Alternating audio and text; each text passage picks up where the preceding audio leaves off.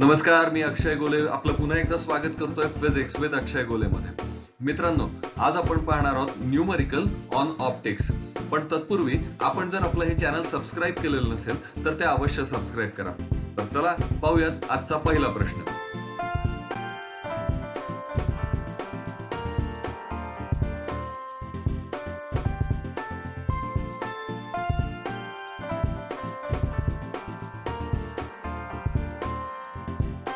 A monochromatic light from a narrow slit illuminates two narrow slits 0.3 mm apart, producing an interference pattern with a bright fringe 1.5 mm apart on a screen 75 cm away.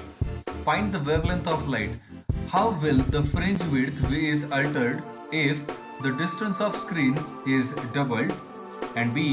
separation between two slits is doubled.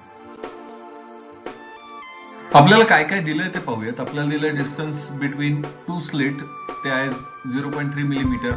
Bandwidth दिली 1.5 millimetre. Distance between slit and screen दिलेलं आहे 75 centimetre. आता हे सगळ्यांचं metre मध्ये convert करून घ्या. आपल्याला फाइंड आउट करायचं आहे वेवलेंथ ऑफ लाईट म्हणजे लॅम्बडा किती असेल ते. चला पहिल्यांदा फाइंड आउट करूयात वेवलेंथ ऑफ लाईट म्हणजे लॅम्बडा काय असेल.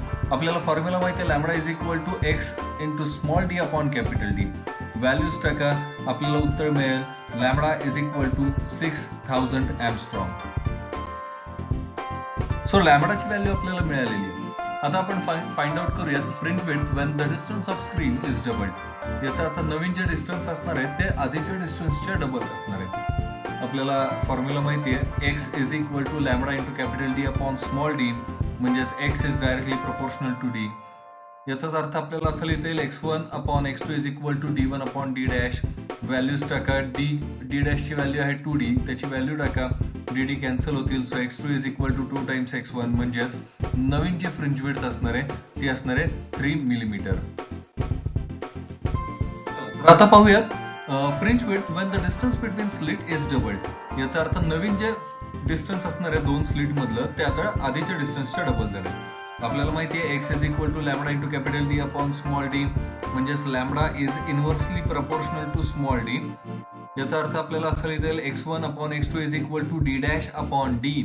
d डॅशची व्हॅल्यू टाका, ती आहे 2d, म्हणजेच थोडक्यात आपल्याला असं लिहिता येईल x2 is equal to half into x1.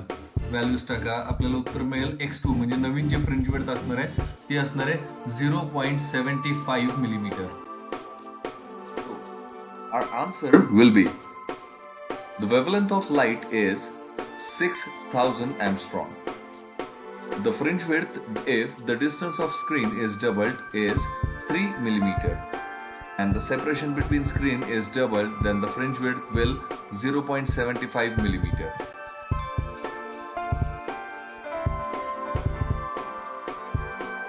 मित्रांनो, आजचा व्हिडिओ आपल्याला कसा वाटला हे आम्हाला अवश्य कळवा.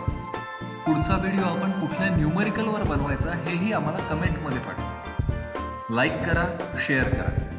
तुम्ही जर या चॅनलवरती नवीन असाल तर सबस्क्राईब अवश्य करा आणि हो, बेल आयकॉनला हिट करायला विसरू नका. चला भेटूयात पुढच्या व्हिडिओमध्ये. पाहत राहा फिजिक्स विथ अक्षय गोले.